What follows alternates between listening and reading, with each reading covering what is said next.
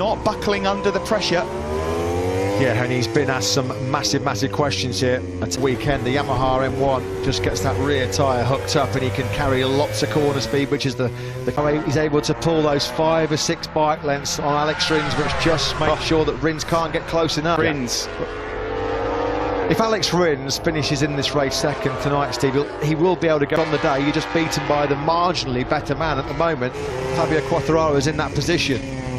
Because Bagnaia, someone's gone down. Bagnaia goes up a place. Who's crashed out? Who's crashed out? He makes blunders at the worst possible time. Well, we said it was him that was putting pressure on Fabio Quartararo, on Alex Rins. Down and it's Rins who's caved into that pressure. It's such an awkward corner to get right. That mistake. He's done everything and he can't find a way through, even to show Quartararo his front wheel. Cast your minds back to Austria last year. He just slipped up the inside of Andrea Dovizioso and crashed out immediately. And what very comfortable Sunday afternoon stroll in the sunshine to back-to-back wins here in Portugal. Yeah, no surprise to see. He moved past Mir. He's now hunting down Zarco and he's got much better pace as Pecco Bagnaia. This has been a fine run. Could have been done from pole position. He's definitely going to be contemplating what might have been, isn't he? In terms of the championship lead, it might get a little bit worse for him as well, because he's going to have his hands full trying to keep Bagnaia at bay, and he can't do it. Bagnaia clean as a whistle, and Bagnaia now up into second place, and that does change the championship picture slightly. Yeah, man, the only Suzuki man left in this race, the world champion Mir.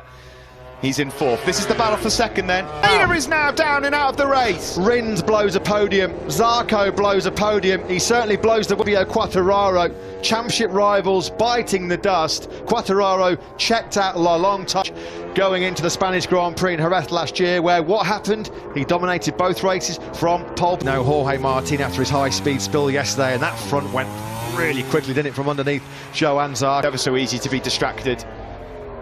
That went so quick on Zarco. He wasn't expecting that, was it? It was almost like a... Crashes up ahead of him. Marc Marquez is now in 7th behind him. Alex Marquez is 8th. Nakagami is what to say about Alex Rins. I agree with you, Matt. It's happened all too often. But two big men in this race have a bit of deja vu, isn't it, for this man, Alex Rins?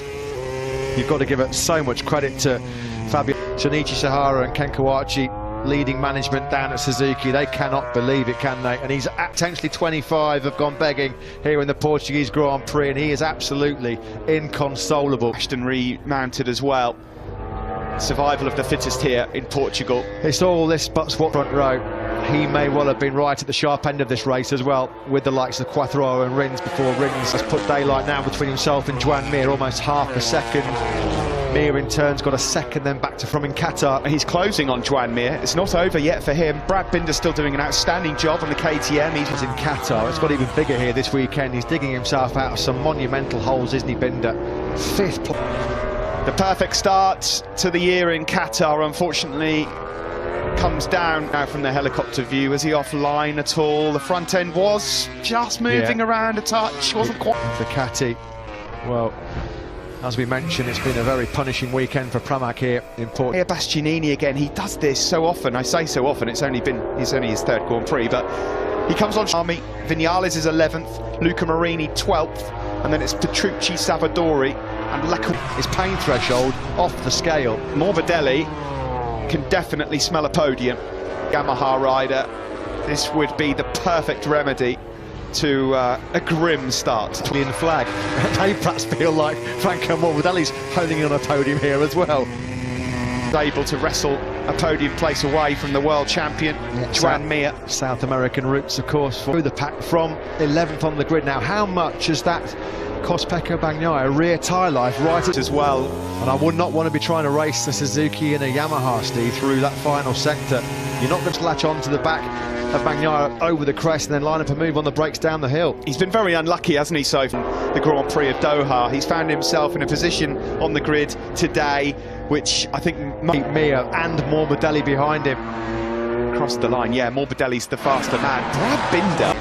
Now, if Binder catches this group, it's too late, surely. You could just see him in the background. That's an extra 50% from somewhere, because his pace in this race is about a second quicker. Drive by Aleix Espargaro on course for Aprilia's, only their top six in their MotoGP. What can you say about the man out front at the moment as well, Fabio Quartararo? This is a very different young man. Different proposition to find a way through. Who's that? Who is that on the left there? That is This is the battle for second between almost 4 riders. Digging deep himself here is Bagnaia, desperate to cling on to that podium. Let's check, he's been untouchable today. Top FP3, top FP4, took pole position. Mir, a 10th just over behind Pecco Bagnaia. Franco Morbidelli desperately trying. And Morbidelli. Quartararo's live heart rate just came on screen. Shot up to 661 beats from the I thought it was coming up. F. Quartararo, crash. Yeah, same, absolutely the same. Through Alex Rins into a crash. Quartararo is well and truly fired up in 2020. On the Italian, you've got to give an enormous amount of credit to Pecco Bagnaia because he really has. Oh, he's getting close. Does he fancy a lunge here, the world champion Joan Mir, or is he going to hold on to the first podium of the year? The only place to end that second place. Franco Morbidelli, unfortunately, looks like he's just going to miss out on the podium, but a Walter being made ready.